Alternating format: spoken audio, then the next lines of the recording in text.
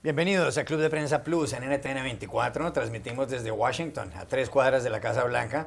No olviden ustedes que pueden encontrar este programa al final en nuestra página de Facebook, también por nuestra cuenta de Twitter y el audio, el podcast en SoundCloud. Un feliz año para todos ustedes. Esperamos que nos sigan acompañando y que nos dejen entrar en sus casas a lo largo de este año 2016. Y feliz año, y además les doy la bienvenida a los invitados a este programa. En primer lugar, María Luisa Rosell, corresponsal de Radioprogramas del Perú. Bienvenida como siempre, María Luisa. ¿Qué tal, Juan Carlos? Peter Schechter, encargado del área de las Américas en The Atlantic Council, uno de los think tanks más importantes de Washington. Bienvenido igualmente. Feliz año. Feliz año. Juan Carlos Hidalgo, investigador costarricense del Cato Institute, otro instituto de análisis muy prestigioso de esta ciudad. Bienvenido también. Gracias. Y Muni Jensen, analista política del Club de Prensa Plus. Bienvenida a este programa. Gracias. El primer asunto, Peter, tiene que ver con los cambios políticos en América Latina el año pasado, a lo largo del año 2015. Esencialmente dos elecciones. Una, la del 6 de diciembre en Venezuela, en donde la oposición logró hacerse con el control de más de 112 escaños de una Asamblea Nacional de un Parlamento de 167, es decir, quedó con mayorías para hacer prácticamente lo que se le antoje. Y por supuesto es la oposición al chavismo, al régimen del presidente Nicolás Maduro. Ha cambiado la composición de la Asamblea y además ha dejado de ser presidente, o dejará de serlo el 5 de enero Diosdado Cabello, el número 2 del chavismo. Eso por una parte. Por otro lado, está el triunfo de Mauricio Macri en Argentina, candidato de la oposición enfrentado a Daniel Scioli, que era el aspirante que representaba al peronismo, al kirchnerismo. Con eso puso Macri final a 12 años de kirchnerismo en la Argentina y dio comienzo a un gobierno. Él tomó posesión el 10 de diciembre, ganó las elecciones el 22 de noviembre, dio comienzo a un gobierno que parece más de centroderecha. Con base en esas dos elecciones podría uno pensar, sumado todo esto al hecho de que Dilma Rousseff, presidenta de izquierda, lo está pasando tan mal en el Brasil, con una popularidad de menos del 10%, del 9% según los últimos sondeos, un escándalo monumental en Petrobras, la posibilidad de que esta mujer que es de izquierdas se vea objeto de un proceso de enjuiciamiento político. ¿Podría uno concluir que América Latina va a girar a la derecha o eso es una conclusión muy apresurada? Lo último que quiero hacer en este primer día del año nuevo es polemizar, pero creo que tu pregunta es algo vieja estirpe, es un poco tradicionalista. Yo no creo que los votantes latinoamericanos votan derecha o izquierda. Yo creo que eso es un poco, realmente creo que eso dejó de existir hace muchos años. Yo creo que hay dos problemas fundamentales en América Latina en este momento. Uno se llama corrupción y su hijo, que es impunidad. Y sobre todo porque la corrupción nunca se paga, o demasiado poco se está pagando, y la otra es la falta de crecimiento en la región. Yo creo que los votantes latinoamericanos están castigando a los corruptos y a los impunes y a los que no han traído crecimiento, y están poniendo otro equipo para intentar cambiar el eje de la manera de que Latinoamérica puedan manejar sus economías para ver si hay un chance de crecer hacia el futuro. Yo no creo que nadie entre diciendo, uy, hoy día quiero ir hacia la derecha. Yo creo que la gente dice, esto no está funcionando, vamos a cambiar y probar otra cosa. María Luisa, ¿qué puede pasar en el Perú? En el Perú hay elecciones presidenciales de las más interesantes de América Latina en el mes de abril. En las encuestas está en la parte alta, encabezándolas prácticamente todas, Keiko Fujimori, hija del presidente Alberto Fujimori, pero también está Pedro Pablo Kucinich, hay otros candidatos, Alan García igualmente. ¿Qué puede pasar en el Perú? ¿Habrá un cambio de ciclo o...? Yo creo que ahí lo que ocurre es una prueba de fuego. Peter señalaba la corrupción como uno de los grandes fenómenos en América Latina y cómo los votantes están girando de un lado hacia el otro en función de cómo sus gobernantes se comportan. En el caso concreto peruano, yo creo que va a ser la gran prueba en la parte de la región andina, a ver si es que los peruanos vuelven otra vez a cometer el error y votan por una Fujimori, una hija de un gran corrupto, además que está en la cárcel. Yo creo que en el caso concreto peruano la disyuntiva está entre mantener la política económica actual, que ha ido funcionando más o menos bien, pero con un costo político muy alto si es que se eligiera a Keiko Fujimori, que encabeza las encuestas en ese momento, o virar un poco hacia un lado más moderado con un candidato que ofrece probablemente mayor estabilidad y menos corrupción, que es Pedro Pablo Kuczynski, que lamentablemente está en el tercer lugar de las encuestas.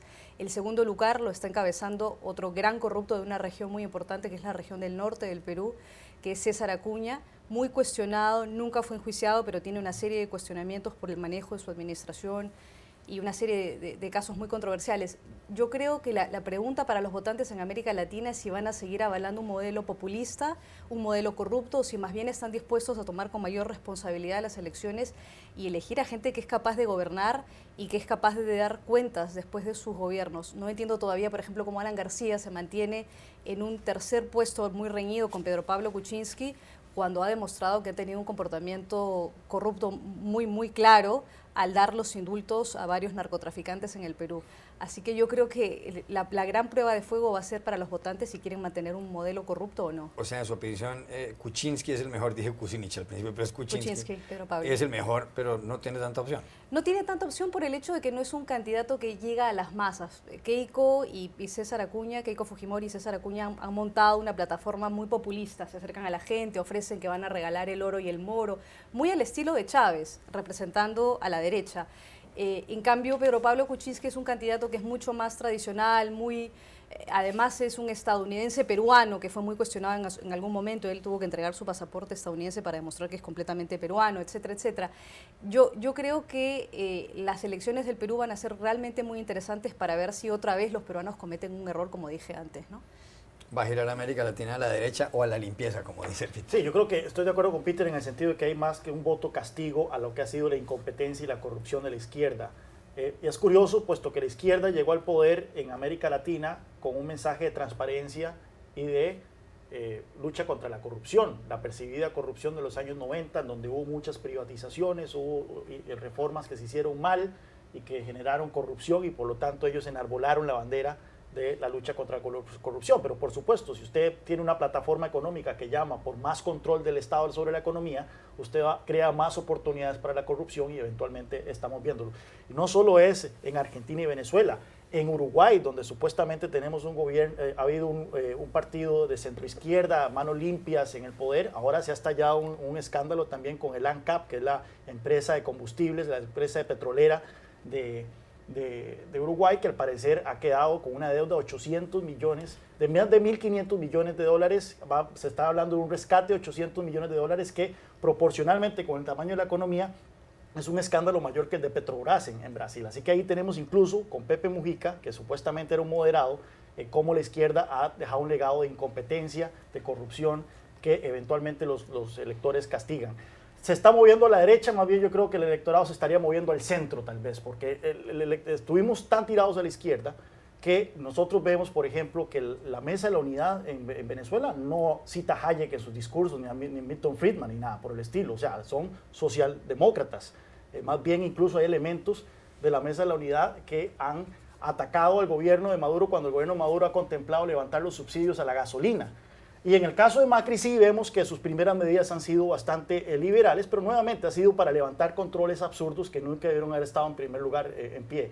Así que yo todavía no creo que tengamos un giro ideológico marcado en la región. Monillet. Yo sí creo que es un giro ideológico marcado, o por lo menos es el fin de un giro ideológico que se dio con la llamada marea rosa, porque yo no creo que el movimiento bolivariano y la marea rosa sean solamente propuestas, qué sé yo, de pragmatismo, sí, es una propuesta ideológica donde predominan las nacionalizaciones, el poner en el centro del discurso político el final de la pobreza, el darle la voz a los que no tienen, no la habían tenido, y a un modelo económico más proteccionista. En este momento lo que está pasando es que la bonanza económica que sostuvo durante un tiempo esta marea rosa y estos movimientos sociales, que de verdad algunos funcionaron y sacaron a mucha gente de la pobreza y agrandaron la clase media, pues no les aguantó la economía. La caída de los precios del petróleo y de los minerales volvieron insostenible un modelo donde, además de la corrupción, que fue bastante patente, pues no había suficiente dinero para repartirle a todo el mundo a través de los programas sociales. Y que ese descontento, esta clase media que se queda realmente sin oportunidades cuando ya se le han dado algunas expectativas, tiende a votar hacia un pragmatismo. En eso estoy de acuerdo con Peter, un voto que es de castigo a un modelo que no funcionó, pero un voto que también es apoyando una propuesta sí más de derecha, más neoliberal en la parte económica, más de privatizaciones y de libre comercio. Lo que pasa es que ninguno de los candidatos que ha ganado y ninguno de los que están en este momento en este lado del péndulo puede ganar sin dedicar parte de su discurso a eliminar la desigualdad. Yo lo que siento en estas elecciones y lo que me alegra de estas elecciones, mucho más allá si son buenos gobernantes o malos gobernantes, es que siento que por la primera vez en mucho tiempo en Latinoamérica el fracaso se paga. Porque por demasiado tiempo en América Latina el fracaso no se pagaba. El fracaso, llámese como sea, por corruptos, por mal manejo de gobierno, por mal manejo de la ciudad, el fracaso nunca se paga. De alguna manera siempre aparecen, como dices tú, hijos de o parientes de o esposas, etcétera, etcétera.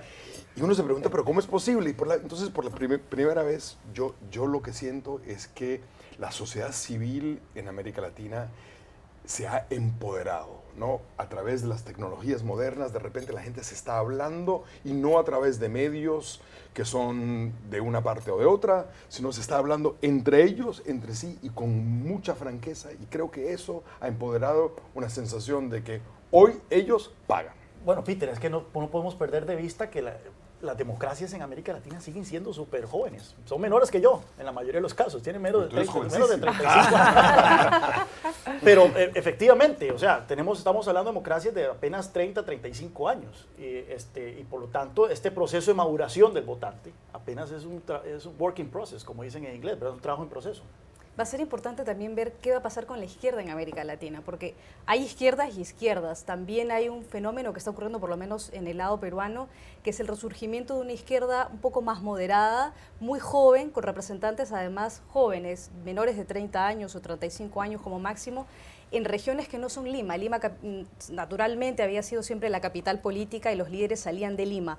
Ahora está surgiendo un fenómeno diferente. Estás viendo en el sur, en Arequipa, que surge una Verónica Mendoza totalmente desconocida, nueva, joven, de 30 años, un Sergio Tejada de Lima, también con una capacidad bastante importante, es un ex miembro del partido oficialista de Humala, que se distanció de Humala recientemente, y están tratando de formar una coalición de izquierda con una perspectiva mucho más progresista y distinta a la izquierda oxidada de los años 80 o 60. Va a ser importante ver qué pasa en ese lado de la izquierda, por lo menos en la parte peruana y probablemente en otras zonas de América Latina. También habrá elecciones en República Dominicana en mayo, se calcula que va a ganar Danilo Mejía nuevamente, y en noviembre en Nicaragua, y se presume que puede repetir Daniel Ortega. Pero yo quería preguntarle... Dos ejemplos donde los corruptos no pagan. Exactamente. Pero quería preguntarle por un país que usted conoce muy bien, aunque usted conoce América Latina bastante bien, que es México. No hay elecciones realmente decisivas en México en este año 2016, pero Enrique Peña Nieto acaba de pasar lo que en España llamarían el ecuador de su mandato. De un periodo de 6 años ya ha cumplido 3. Peña Nieto empezó generando una gran ilusión. La revista Time le dedicó una carátula titulada en pregunta Saving Mexico, algo así como Salvando a México. Anunció un pacto con la mayor parte de los partidos de la oposición. Él es del PRI, pero con el PAN y con otras agrupaciones, en el sentido de que iba a hacer una gran serie de reformas en todo sentido, en la educación, en los hidrocarburos, en los impuestos, y logró sacar adelante algunas, pero se le vino el lío de la desaparición de 43 estudiantes en el estado de Guerrero, en Iguala, estudiantes de magisterio por un lado. Se le vino el lío de que se fugó el Chapo Guzmán, el narcotraficante Joaquín El Chapo Guzmán, en julio del año pasado, y aparte de eso vino el escándalo que se llama de la Casa Blanca, donde su esposa, Angélica Rivera, compró una casa, y su mano derecha, el secretario de Economía, Luis Videgaray, también compró una vivienda en unos trámites en los que está vinculada el grupo IGA, un grupo que ha tenido contratos con el Estado. ¿Qué puede pasar en México? Porque uno ve que la popularidad de Peña Nieto no está bien, pero tampoco está tan mal. Hay gente que se queja de la economía, pero aparentemente tampoco está tan mal. ¿Cómo es eso en el país con mayor número de hispanohablantes en el mundo? Yo creo que México no es, como tú acabas de decir, la gente habla de México como este enorme fracaso. O sea, de repente dimos el Oscar de mejor gobierno al primer año del presidente Peña Nieto y ahora se lo estamos sacando. Y creo que tal vez el Oscar fue un poco prematuro y tal vez sacarlo también lo es. O sea, yo creo que en México, como tú bien dices, el presidente no es un presidente popularísimo, pero tampoco llega a la impopularidad de algunos presidentes en Latinoamérica hoy día. Tú señalaste que Dilma estaba a menos de 10%. O sea, Peña Nieto no está ni cerca a eso. Está más o menos donde está Barack Obama hoy en día. Entonces, el presidente Peña Nieto yo creo que sigue teniendo un auge sobre la política mexicana que es muy fuerte. Creo que el PRI sigue siendo el partido más organizado, más fuerte, en parte porque así lo es, en parte porque los otros partidos tradicionales se han desmoronado mucho. Entonces, lo que pasa en México es que sin los demás partidos y sin un liderazgo muy claro del PAN o del PRD, se ha vuelto un país polarizado en dos. Por una parte, el PRI con el presidente Peña Nieto liderando, y dentro de poco vamos a tener una pugna dentro del PRI para ver quién va a ser el candidato presidencial del partido, contra AMLO, que es López Obrador, Andrés Manuel, que ha creado un nuevo partido, Morena, y que realmente yo creo que acaparra todos los enojamientos en contra del presidente. Entonces, estamos ante un México más y más polarizado. Yo creo que México se ha salvado también porque ha desarrollado su sector de manufactura y no es tan vulnerable a la caída de los precios de los recursos naturales, y realmente tiene una base industrial que le hace aguantar no solamente a la economía, sino también a Peña Nieto. La gente en general vota y protesta con el bolsillo. Pero eso me trae a otra reflexión, y es que la oposición en América Latina ha hecho un pésimo trabajo.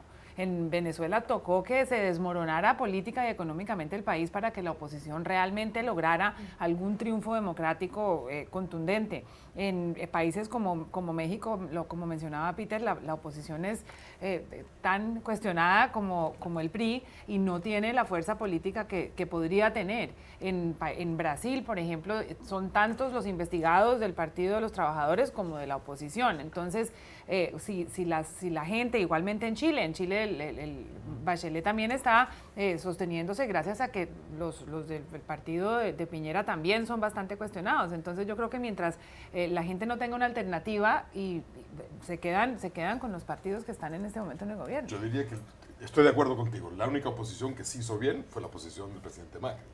Exactamente, y llegó al poder. Una oposición que sí argumentó y hizo el oficio. Exacto. En Colombia es distinto porque en Colombia la oposición es supremamente visible y estorba muchísimo el gobierno, pero tampoco hay un vehículo por el cual pueda llegar al poder. Es el expresidente Álvaro Uribe. Exactamente. Sin embargo, la oposición ha jugado un papel muy importante en América Latina en términos de derechos humanos. ¿Qué hubiera sido de América Latina si no existiera oposición? En casos concretos en México, hasta ahora los mexicanos siguen esperando respuestas de qué pasó con los 44 estudiantes desaparecidos.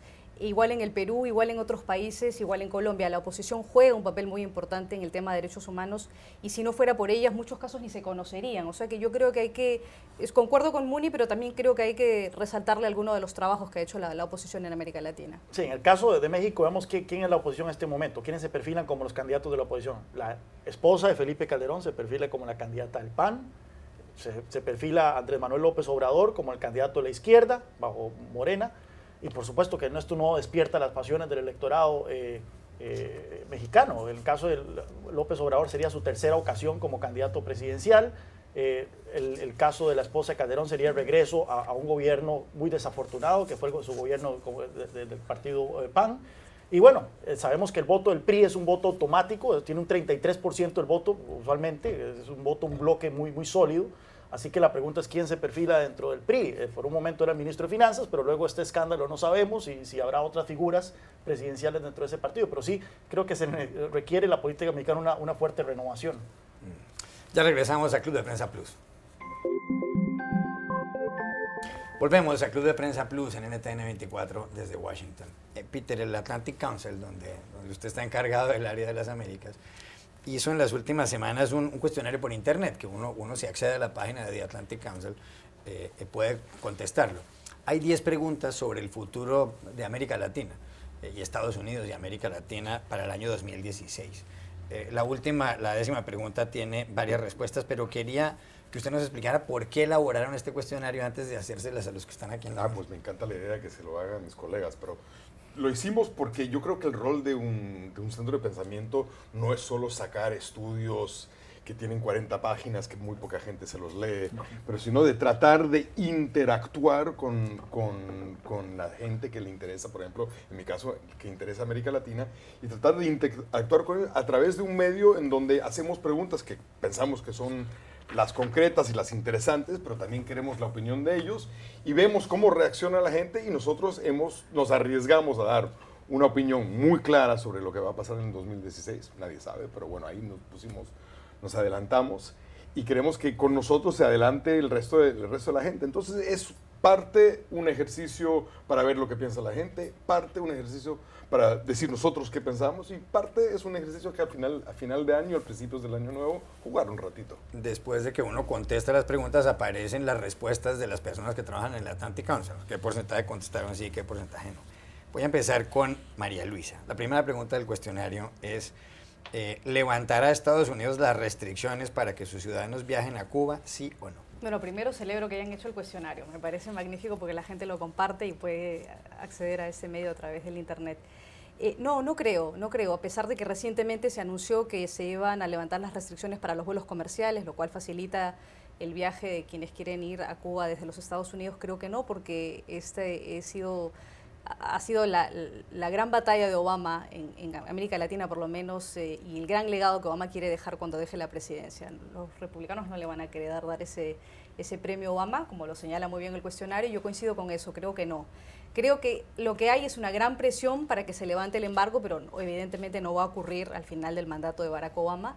Y creo que está por verse qué otras cosas suceden en este año 2016 cuando Obama termine su mandato. Ya el hecho de que se levante las restricciones que habían para los vuelos comerciales es bastante, aunque persiste la restricción para que viajen como turistas. Claro que pueden viajar quienes estén dentro de una o varias de las 12 categorías que hay acá. Correcto. Por ejemplo, los que desde Estados Unidos van en tareas académicos, que tienen parientes en Cuba y demás.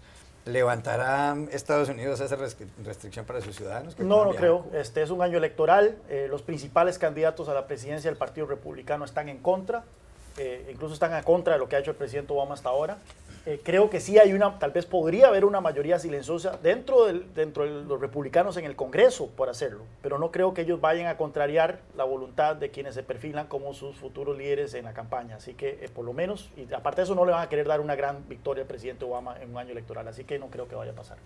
¿Levantará Estados Unidos la restricción para sus ciudadanos? Yo creo que sí, yo creo que el asunto de la relación entre Estados Unidos y Cuba es una bola de nieve, en donde ya se han subido muchos miembros del Congreso republicano y donde el sector privado está empujando con dinero y con esfuerzo y con gestión, y yo creo que esa es una combinación que puede generar unos cambios importantes.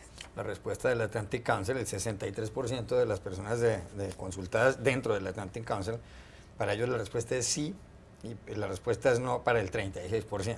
De modo que aquí acertó Muni y fallaron María Luisa Rosell y Juan Carlos Hidalgo con respecto a la respuesta del Atlantic Council, ¿no? Solo para aclarar, el porcentaje es los que están tomando el cuestionario. Nosotros damos respuestas muy contundentes y dijimos que Muni tiene razón, que es una bola de nieve, y efectivamente 49 senadores ya firmaron una carta para abrir la posibilidad del... ¿Cuál es su respuesta? Mi respuesta es no va a pasar porque es una bola de nieve, pero no va a ser suficientemente grande para pasar la Cámara de Representantes.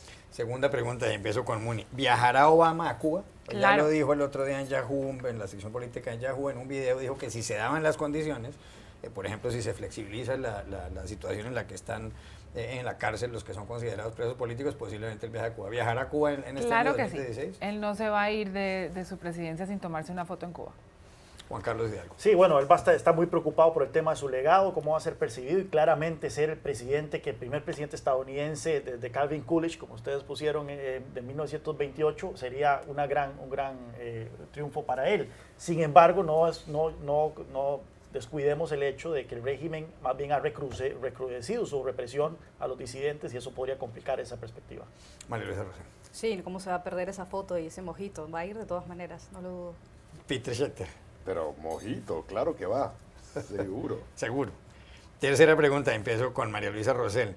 ¿Se aprobará la alianza Transpacífico aquí en los Estados Unidos en el Congreso? Esa gran alianza comercial entre una gran cantidad de países, ¿sí o no? Yo lo dudo. Mira, la semana antepasada, antes del Año Nuevo, el líder de la mayoría en el Senado, Mitch McConnell, dijo que no había forma que se presentara ni se sometiera a voto, y le advirtió a Obama en una entrevista exclusiva en el Washington Post: no se le ocurra llevar este tema al Congreso porque no hay los votos, no hay la intención, ni siquiera los de su propio partido lo van a apoyar y dejó muy en claro que la posibilidad de que eso ocurriera en el 2016 estaba prácticamente cerrada. McConnell además representa un estado que es el primer productor de tabaco, hay una serie de restricciones y temas en el tabaco, en el TTP, en el TTP, y fuera de los Estados Unidos, los países que han firmado este acuerdo, incluso el Perú, y Chile en América Latina y México, ven con mucha preocupación el poder que van a tener las transnacionales, los inversores extranjeros a través de las cláusulas del TPP, porque cualquier inversionista extranjero puede enjuiciar al Estado, a cualquiera de estos 3 estados y a los otros también, pero especialmente estos 3 que son economías más pequeñas comparadas con otras economías grandes, como la canadiense, por ejemplo. Y ven con mucha preocupación el hecho de que vayan a llegar casos a las cortes de arbitrajes porque obviamente los inversionistas están muy protegidos con el TTP. Debo advertir que en la pregunta anterior el 66% de la gente que ha votado dice que Obama sí va a viajar a Cuba, el 33% que no. ¿Aprobará el Congreso aquí en Estados Unidos la Alianza Transpacífica? Yo pensaría de que sí. El hecho de que ya votó la autorización de promoción comercial daría a entender de que los votos por lo menos están ahí, pero lo que sí es cierto es que se hizo público el tratado, la oposición se endureció y el apoyo se suavizó. Precisamente por estas cláusulas que han salido, a eso ha suavizado el apoyo, y es que, como dice María Luisa, en este caso el presidente Obama tendría que depender de los votos republicanos, porque el Partido Demócrata, casi que unánime, va a votar en contra del tratado. ¿Querrán entonces el Partido nuevamente republicano darle una victoria política exterior al presidente en los últimos años? No lo dudo, ¿verdad? Munillas. No va a pasar ese año electoral y no creo que Obama vaya a empujar demasiado este acuerdo cuando sus candidatos presidenciales tienen que posicionarse frente a los sindicatos. Peter Schachter. Es muy duro, pero yo al final creo que el mundo es mejor con el TPP que sin el TPP. No solo por las reglas que produce, sino como contrapeso con China. Y entonces yo creo que por esos motivos al final y por el argumento político que funciona aquí en Estados Unidos, no funciona en América Latina, pero aquí en Estados Unidos, es decir, que no votar por el TPP es esencialmente votar por China, yo creo que en el fondo puedes revertir a políticos como Mitch McConnell. Entonces yo digo que sí. Ya regresamos a Club de Prensa. Volvemos a Club de Prensa Plus en NTN 24 desde Washington. Vamos con la cuarta pregunta de este cuestionario de The Atlantic Council. ¿Será enjuiciada políticamente Dilma Rousseff en el Brasil en este año 2016? ¿Sí o no? Yo diría que no. Yo diría que no. En una entrevista reciente que dio el expresidente brasileño Lula, dijo que no tenía sentido, que no había ninguna evidencia, que era más bien una venganza del presidente del Congreso que estaba llevando adelante este enjuiciamiento político contra Dilma Rousseff. Yo creo que no va a pasar. Juan Carlos Hidalgo. Yo también lo dudo. Vemos de que el presidente de la Cámara de Diputados, Cunha, en Brasil más bien está enfrentando serias denuncias y ya hay una comisión que ha pedido a la Corte Suprema de Justicia que lo saque de su puesto. Así que más bien que eso podría calmar las aguas. Lo que sí es cierto es que los niveles de impopularidad de la presidenta no receden, persisten y eventualmente podría ser que la clase política actúe con base a eso, pero por el momento yo creo que no va a ocurrir. Munillas. Creo que no, creo que ella seguirá cojeando, pero no caerá. ¿Y Peter Schachter qué dice? Yo también creo que no por falta de ganas, sino por quién quiere la papa caliente que es el gobierno de Brasil hoy en día.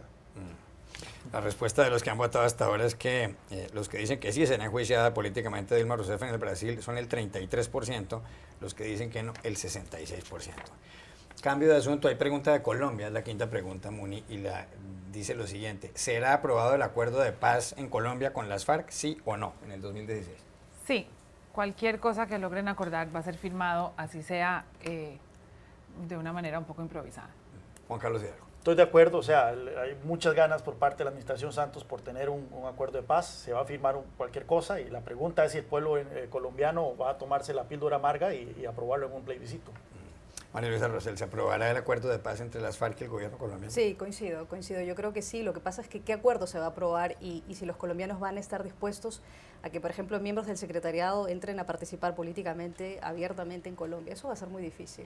Hay una fecha límite para firmar ese tratado, según anunciaron el presidente Juan Manuel Santos y Timochenko, el jefe de las FARC, que es el 23 de marzo. ¿Se firmará o no se firmará? Se firmará y se acatará, y el pueblo colombiano lo acatará. 66% de la gente ha votado que sí, 33% que no. Volvemos al Brasil en esta séptima pregunta. ¿Habrá más descontento con los Olímpicos en el Brasil? Porque los Juegos Olímpicos se llevarán a cabo en ese país, ¿sí o no? Yo creo que sí. Me parece que la respuesta era no, pero yo creo que sí. La mayoría decía que no, pero yo digo que sí porque pienso que a medida que avance el año, la gente va a estar mucho más descontenta. En el 2014 hubo un gran descontento y si persiste la crisis política que persiste en este momento en Brasil, es obvio que va a continuar eso. Juan Carlos Hidalgo. Si Dilma sigue presidente, va a haber protestas, definitivamente. Moni Jensen. Mientras haya cámaras mundiales enfocando al Brasil, va a haber protestas.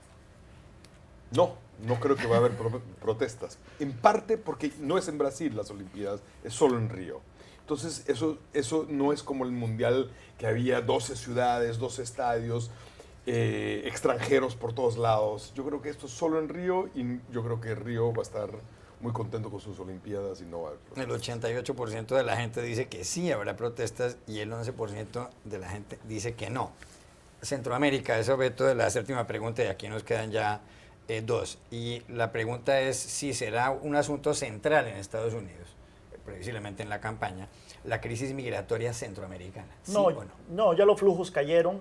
Ciertamente los flujos desde México más bien se revirtieron. Ahora hay más mexicanos regresando hacia México. La pregunta es los centroamericanos, pero como bien señala Atlantic Council, los centroamericanos están siendo detenidos en la frontera con México. México está actuando ahora como la frontera de Estados Unidos, está devolviendo a la gente, así que no creo que vaya a haber una crisis migratoria. La crisis migratoria la tenemos ahora nosotros, de refugiados en Costa Rica, con los cubanos, por ejemplo, pero de centroamericanos a Estados Unidos no. Bonilla. Yo creo que sí, que va a ser un tema sensible, no se ha resuelto, se le han puesto paños de agua tibia y realmente una solución no se ve. María Luisa Rosal.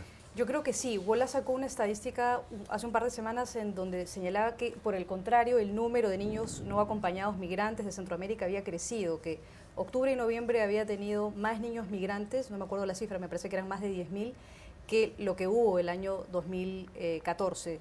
2015 comparado con 2014. Por lo tanto, creo que sí, creo que también va a ser un tema de campaña electoral aquí en Estados Unidos. Peter Schechter.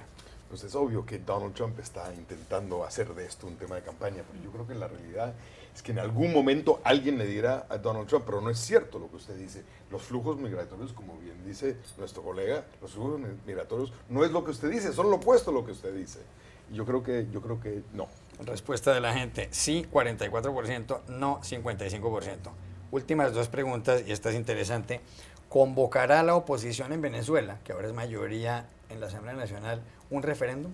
Sí, yo creo que sí. Ya incluso los voceros de la Mesa de la Unidad de la oposición han dicho que lo van a hacer, pero lo que pasa es que en realidad lo que la oposición tiene que hacer es afianzar su unidad para sacar a Venezuela de la crisis económica que tiene, de los problemas de inseguridad que hay no solo en Caracas, sino en todo Venezuela.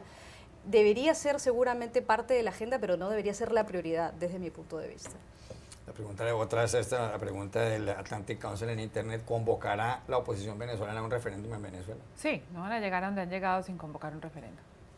Juan Carlos Hidalgo. No, yo creo que más bien va a tener suerte si sobrevive de alguna manera la Asamblea Nacional. No van a tener chance, ni mucho menos, de convocar un referéndum revocatorio. Peter Schechter. Yo creo que Venezuela es un país que no tiene ninguna historia de cohabitación.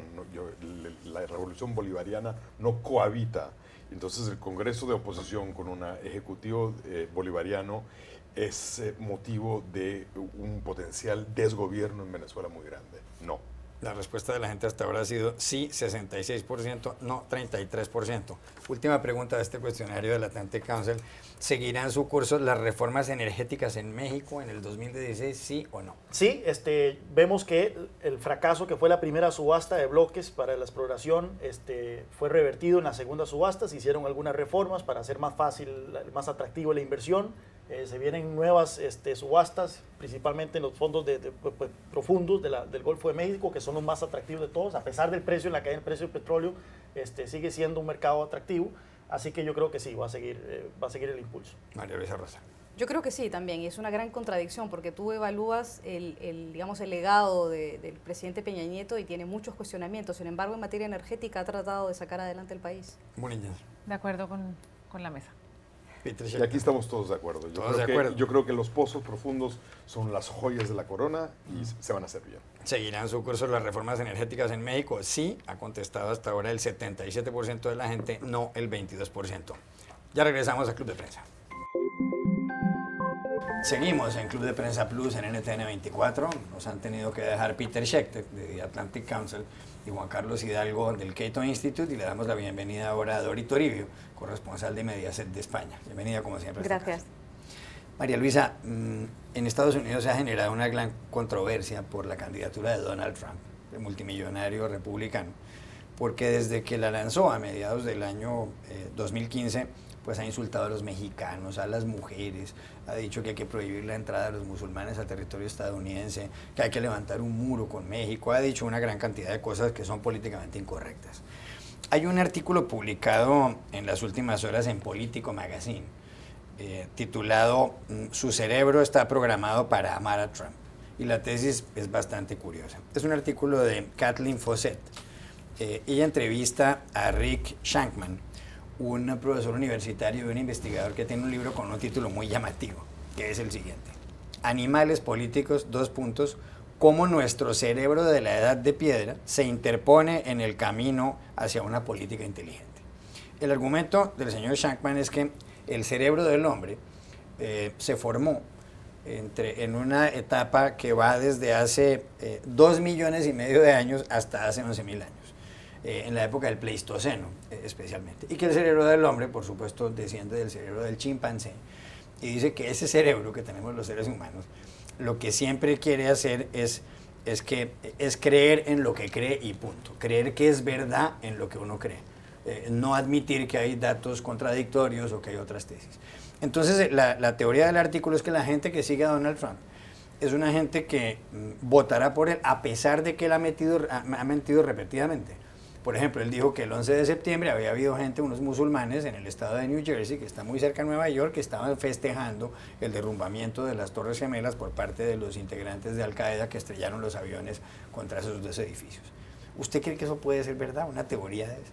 Yo lo que creo que los seguidores de Donald Trump seguirán creyendo en Donald Trump y votarán por Donald Trump si lo tienen que hacer, simplemente porque les conviene creer lo que Donald Trump dice. Ellos están muy afectados, muy asustados, y les conviene creer que el enemigo es otro, que el enemigo es el otro, el que está afuera o el que está en sus comunidades, que es distinto a él.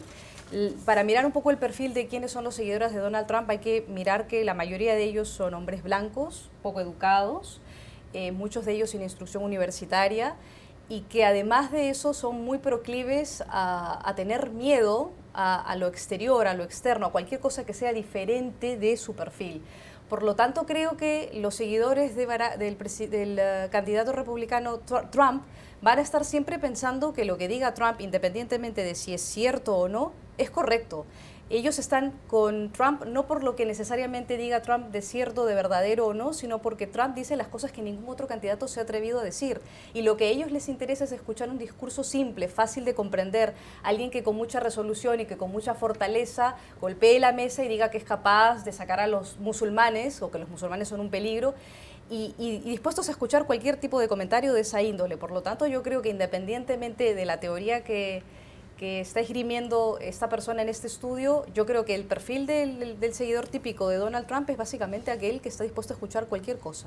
Hay una frase del artículo que dice: creemos en lo que creemos sin importar que sea verdad. ¿Es así la cosa? Bueno, en política no estoy segura que tanto, pero es cierto que posiblemente los seres humanos tendemos a elegir algo, un candidato, o una opción, o una corriente filosófica, cualquier opción. Y una vez ya lo hemos elegido, pese a que nos demuestre que no, pese a que mienta, pese a que tenga defectos, pese a que no nos convenza del todo, siempre vamos a decantarnos por esa opción que nos tiene que ir convenciendo de lo contrario, ¿no? Eso sí parece que es como un comportamiento humano. Una vez hemos tomado una decisión por algo, nos tiene que convencer mucho para dejar esa opción. Sin embargo, yo creo que las causas del ascenso, del liderazgo, de este seguimiento masivo a Donald Trump son otras. Él es un síntoma. Creo que muchos estadounidenses llevan mucho tiempo cansados con el sistema político estadounidense, con todos, con los desastres que hemos visto en el Congreso, que no se ponen de acuerdo, con estas peleas en las que se intenta ser demasiado políticamente correcto, y a muchos estadounidenses eso no les gusta, y perciben a Donald Trump como alguien que les dice la verdad, perciben a Donald Trump como esa persona que les dice lo que los demás no se atreven a decir, lo que ellos quizás están pensando. No creen que esté mintiendo, creen que son los medios de comunicación liberales, ese argumento que tanto les gusta aquí decir, que son los que mienten cuando atacan a Donald Trump y que están intentando derrotarle. Es decir, hay un Donald Trump lo que está haciendo es canalizar un sentimiento que ya existe en partes de este país o en algunos ciudadanos, o incluso es posible que sea un sentimiento que todos tenemos en algún lugar de nuestra mente y que él está multiplicando por 1.000.000, ¿no? El miedo a lo diferente, el miedo al de fuera, el miedo al terrorismo, el miedo a lo desconocido. Es un sentimiento que quizá todos podemos tener, que después filtramos con la mente o con lo más racional, pero que Donald Trump, al estar apelando a la emoción de esa manera, lo está consiguiendo. Sencillamente le está recogiendo algo que existe, pero no creo que la gente le siga apoyando pese a que miente, sino creo que es que hay muchos estadounidenses que creen que dice la verdad, que es fresco, que es independiente, que tiene dinero suficiente para decir lo que le pasa por la cabeza y que no nos está mintiendo. ¿Es válida la teoría del artículo? Sí, pero yo creo que también hay algo más simple, y es que Donald Trump produce la misma oscura fascinación que produce un borracho que está hablando, y que está hablando sin pensar, y que uno no le puede parar de oír, porque en medio de todas las tonterías que dice una que otra cosa sensata o alguna cuestión llamativa. Y yo creo que eso le llega al pedazo de nuestros cerebros, que no me parece milenario, sino nuevo, que quiere estar constantemente estimulado, constantemente entretenido, con colores, con imágenes, con frases, y como él habla, como una especie de Twitter, en unos cortas frases muy llamativas, muy impactantes, sin ningún sustento, y como es tan entretenido desde mirarlo hasta ver a quién va a atacar, se ha convertido en nuestro reality, en una especie de programa de entretenimiento de su propia hechura, en una especie de fantasía que se está convirtiendo cada vez más y más en un peligro, porque empieza a borrarse cuál es la barrera entre la realidad y la ficción, y él vive dentro de esa especie de barrera invisible y entretiene, provoca, enoja, reacciona, y se ha convertido realmente en un protagonista gracias a esa capacidad que él primero mostró en televisión como justamente conductor de un reality, y ahora lo está volviendo, está sacando todo lo que es pantalla y ficción de la política y lo está convirtiendo en su discurso. Quedan 3 minutos de programa. ¿Cree usted que si Hillary Clinton es la candidata demócrata y Trump es el republicano, ella le ganará? Sí, yo creo que sí. ¿Por Yo lo creo porque a la hora que llegue la contienda nacional, y estamos ya en las elecciones nacionales, en noviembre 8, lo que va a ocurrir es que los electores van a buscar a alguien de centro. No van a buscar un radical ni de izquierda ni de derecha. Y en el espectro de los electores, colocando a Hillary Clinton versus el candidato Trump, no me cabe la menor duda que los indecisos y el sector incluso de los moderados republicanos van a terminar dándose cuenta que es mejor tener a una Hillary Clinton que a un Donald Trump. Dorito Toribio. Bueno, la lógica nos diría que sí, ¿no? Que si esto se acaba dando y que finalmente Trump sea el candidato republicano, aunque a mí esta es la parte que se me hace difícil. Creo que posiblemente el Partido Republicano sea el primero que no deje que llegue a ser candidato, pero en el caso de que así fuera, en este escenario posible, parece que la lógica nos dice que no, aunque claro, que Hillary Clinton arrasará. El problema es que por esta misma lógica jamás pensábamos que Donald Trump seguiría aquí 6 meses después, liderando las encuestas con máximo histórico después de decir esa barbaridad de no dejar entrar a los musulmanes a Estados Unidos. Ha arrasado con un 48% de votantes republicanos que creen que podría llegar a la Casa Blanca Donald Trump. Es decir, la lógica como ya nos está fallando, y nos está fallando además todo lo que ya conocíamos, como por ejemplo el hecho de que Donald Trump no se esté gastando ni $1 en anuncios electorales para publicitar sus barbaridades políticas, y la campaña se la estén haciendo gratuitamente, o se la estemos haciendo gratuitamente los medios de comunicación, con retransmisiones en directo de todos sus mítines, de todas sus entrevistas, de todos sus comentarios, multiplicando por 1000 toda esa activa presencia que tiene en las redes sociales. Así que, según lo que conocemos hasta ahora, Hillary Clinton debería ganar a la Casa Blanca. El problema es que las reglas del juego a mí me parece que están cambiando en comunicación política y electoral aquí en Estados Unidos, y uno no sabe muy bien con qué nos puede sorprender Trump a partir de ahora. Munilla. Depende de lo que pase en el mundo. Si las elecciones fueran hoy, estoy de acuerdo con ustedes de que muy posiblemente Hillary sería la presidenta, pero realmente hay una incertidumbre grande en términos de terrorismo mundial, un poco algo de incertidumbre en términos de la economía, y uno no sabe este 30% de electores indecisos. Yo calculo que Hillary se ha quedado estancada en un 40%, que Trump tiene un 25% de los electores que ahí se van a quedar con él hasta la muerte, pero ese cojín grande, yo no estoy tan segura que los republicanos, después de aguantarse 8 años de Barack Obama, vayan a votar por Hillary Clinton, ni siquiera los moderados. Yo pienso que ellos votan al mal menor, y es a tener mayorías en la presidencia y en el Congreso para poder hacer de las suyas, y en eso necesitan un presidente que sea republicano. Y por otro lado, yo no sé qué pase con Trump en los próximos meses si se llegara a consolidar y volver un candidato más serio. No lo descartaría. Él nos ha mostrado que él es como el monstruo al final de las películas que vuelve y aparece y está vivo. Ya veremos qué pasa en los próximos meses. Se nos acabó el tiempo. Gracias, María Luisa Rosell, Dori Toribio, Muni Jensen. Un feliz año a las tres. Un feliz año a todos ustedes también y muchas gracias por acompañarnos. Es un auténtico honor que estén con nosotros en Club de Prensa. Hasta la próxima.